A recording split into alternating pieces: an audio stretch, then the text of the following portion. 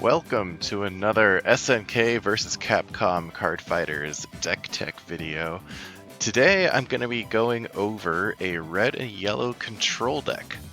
This is a deck that uses a lot of character cards that have activated abilities, as well as a lot of action cards that try to control the game by either destroying your opponent's characters or making them discard cards from their hand or drawing you cards, or, well, we'll get into it, another card that allows you to kind of do like an infinite loop.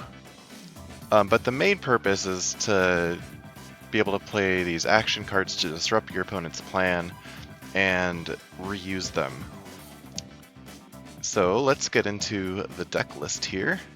First, we have 4 copies of Alba Meira, and this is just a solid character all around, I should say. It's a 2-cost red, 400 battle power, 500 HP.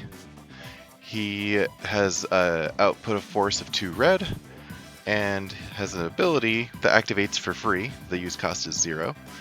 That drops your opponent's HP by 100 whenever he KOs one of their character cards. So, I mean, solid stats, and he can get in a little bit of chip damage just by being in combat with your opponent's characters. We have 3 copies of Hotaru Futaba, and she doesn't have the best stats, only 500 BP and HP for a 4-cost yellow character. But if you spend 3 yellow force, then you get to restore 100 HP for every character frozen in the ring. So her main purpose is, as you can kind of tell, to help keep us alive. And, you know, make sure our health is always full. And next up we have Janne. This is kind of probably the most questionable choice in the deck.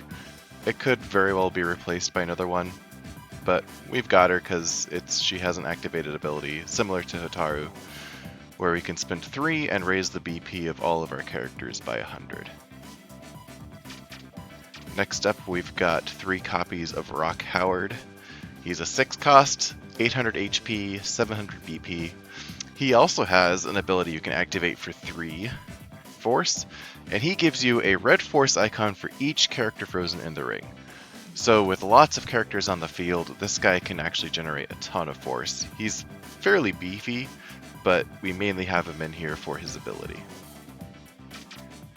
And then next up, 4 copies of Rose. You might be familiar with her from the first deck we went over with the turn 1 or turn 2 kill. And she's back mainly here for force generation. She outputs 3 yellow force. This is probably the most important character in the deck. Shinnosuke Kagami is a 600 battle power, 500 HP for only 3. And he has an ability that costs 2, which allows us to get an action card from our discard pile back into our hand. So this is going to be how we're going to be able to get our actions back and keep replaying them to really give our opponent a hard time. Next up we have 4 Tam Tam, who is just a force generator. He outputs 3 force by himself. And if we go to the Capcom side, Fiona Belli, probably one of the best characters in the game. She outputs 3 yellow force, only costs 1 colorless. And we have 4 copies of Phoenix Wright, who is a 2-cost. He only has 100 HP, 200 BP, so isn't going to be doing a lot of combat. He does have an ability that costs 8 force to activate, and you roll the 6-sided die, and that's how much damage he does to your opponent. So this is what the main action card the deck is built around. A Secretary's Lot, cost 7, unfreezes all the characters frozen in your ring. So if we look back, we have force generators like Fiona Belli and Tam Tam and Rock Howard. Rock Howard gives us lots of red force, which we can then use, oops, sorry about that, to activate Phoenix Wright's ability, which is fairly expensive. And once we've generated all that force and activated those abilities, we can then play a Secretary's Lot to unfreeze all of our characters. And then we can use Shinnosuke Kagami's ability to get the Secretary's Lot back into our hand, generate all that force to play it again, and you've got basically an infinite loop. Next, we have 4 copies of Deathblow, pretty simple, 5 cost KO one of your opponent's characters. 2 copies of Game Over, it's a 4 cost that makes all characters discard their hands. And this way, once we're done playing everything that we need to, and if we have the setup with Shinnosuke Kagami and a Secretary's Lot, as well as force generators, we can make sure our opponent doesn't have anything in their hand that they can use to mess with us. And we have 3 copies of Smite of Swirl, gives an opponent's character 300 damage for only 2. And 4 Talking Trash. We draw cards equal to the number of characters in the ring. This is probably the best card draw action in the game. It only costs 3, and you can easily draw 5 or more cards off of it. And we're not playing any counter cards. So, that is the deck. Let's take it for a spin in the good old battle mode. And I don't think we fought the Card Hermit last time, so let's give it a go.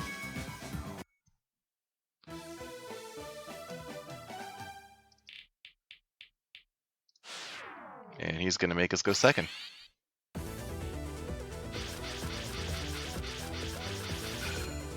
Okay.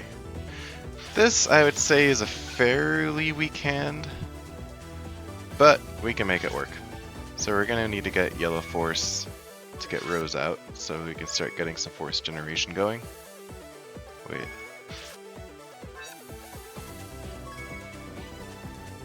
Oh, sorry. I was looking in the wrong place. Okay. And then, what do we want to discard here? I'm going to say let's discard one of these to play another one. I'd rather hang on to my Death Blow, I think. And we'll end the turn there, because I might want to Death Blow one of their characters right away. Yeah, one of these guys probably. So you notice this deck plays a lot slower than the other two. We're going to be taking a little more hits as we try to gain more of a long-term advantage.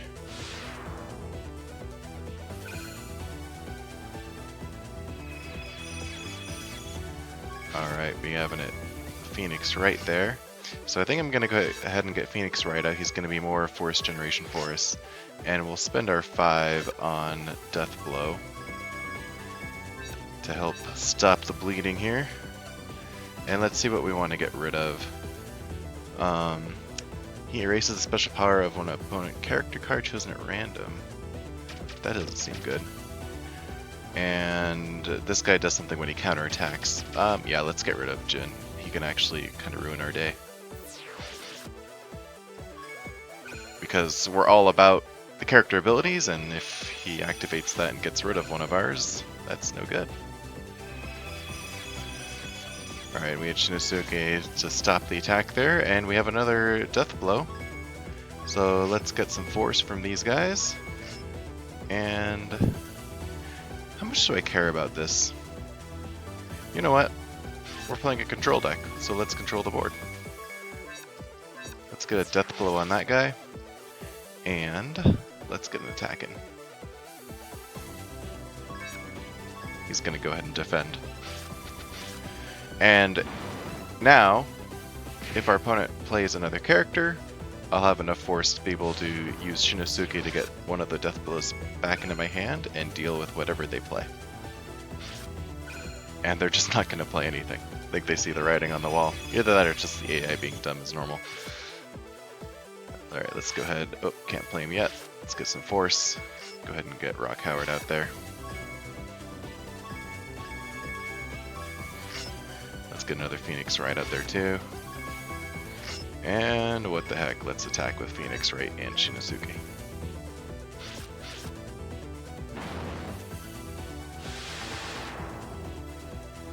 Yeah, so this game's pretty well in hand.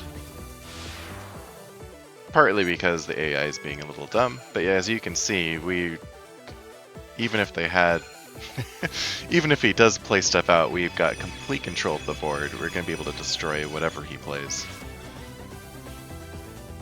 And here I can just kind of show you how the infinite loop works, because I do believe I have enough to pull it off. So if I activate Rock Howard, I'm actually not going to get very much force from him with his ability, so I'll just generate it.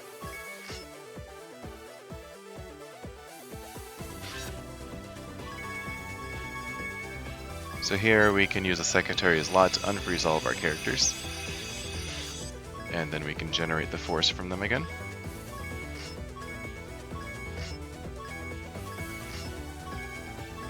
And use Shinnosuke Kagami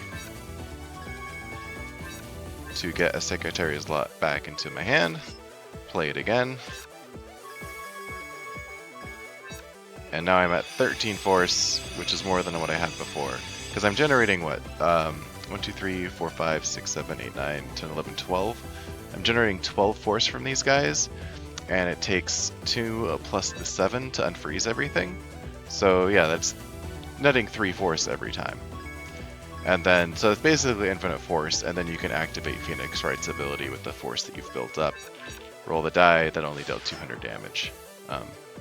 But that's how you can pretty much win the game. Let's see if we have enough to kill, though. We have 2, 8, 9, 10, 17. We're 1 short, so let's go through the loop one more time here.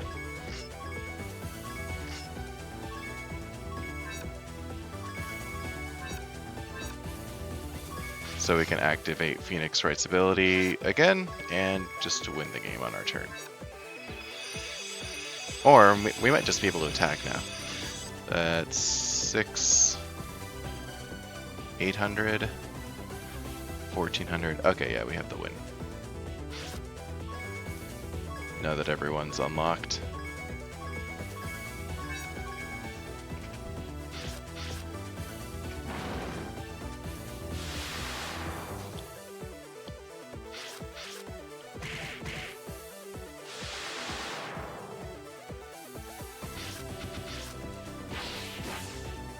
But you can see how by pulling off that infinite loop, we'd be able to win even if our opponent had characters out to defend, because we could theoretically activate Phoenix Wright's ability as many times as we wanted.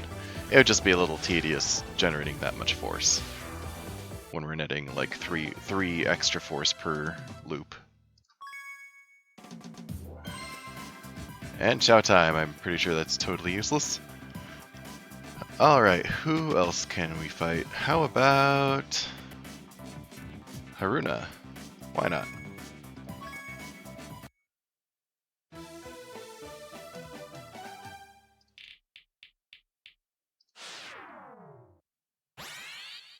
Now we're going second again.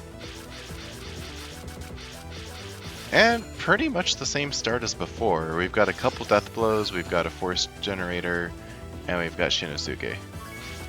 Oh, we also have a game over. That's actually kind of interesting. I don't think it's going to be worth it to play, though. Because there are action cards I'm going to want to keep. But let's get rid of Jan, get Shinnosuke out there.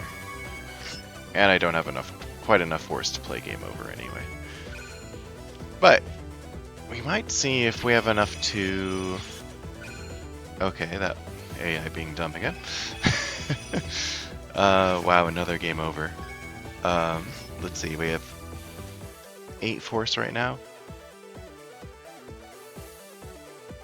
Yeah, let's just start taking guys out. And now what I could do, I think I actually will, I'll discard both of my death blows and just play game over and make my opponent discard their hand. There we go, get rid of 4 cards, and let's attack. So now they have no characters on the field and no cards in hand. Well, I've got a pretty decent setup.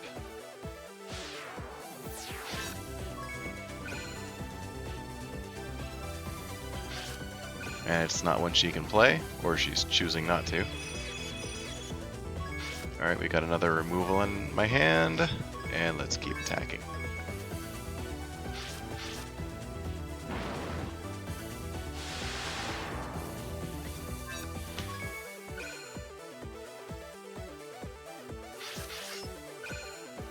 Alright, so now she's got another character out there. So there's Hotaru. And that has 300 HP, so I'll go ahead and kill it with my Smite of Swirl. Let's keep getting more force. Let's get Haruna. And attack again.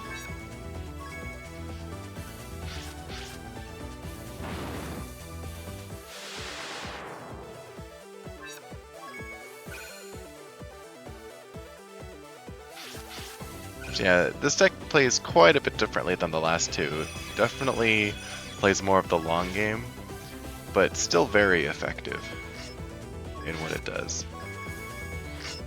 And let's attack, and we'll have the win next turn.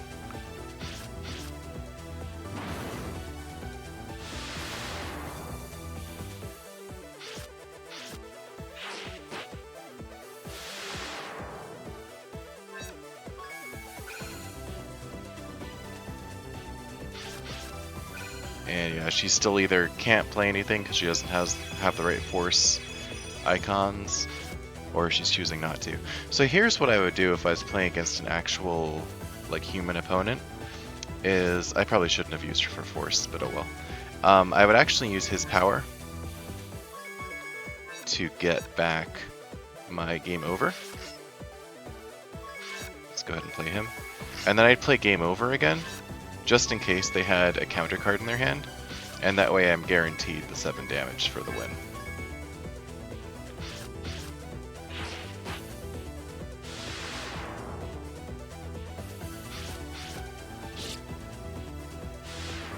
And there we go.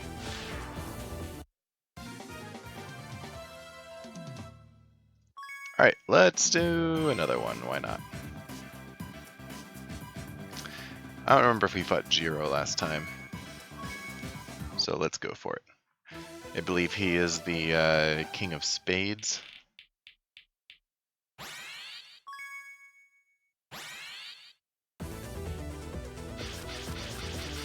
Alright, pretty decent hand here. 2 Fionas is always great. Let's get Phoenix Wright out there, as much as I don't like to discard Alba Meira.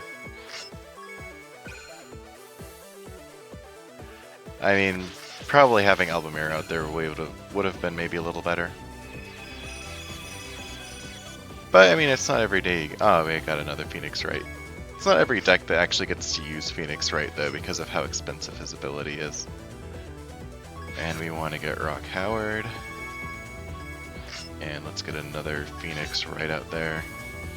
And I think we just want to get the Force, probably. Yeah.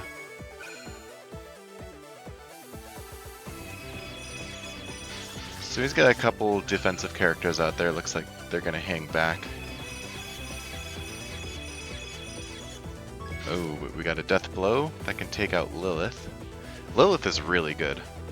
She lets you draw cards equal to the number of characters with over 300 HP.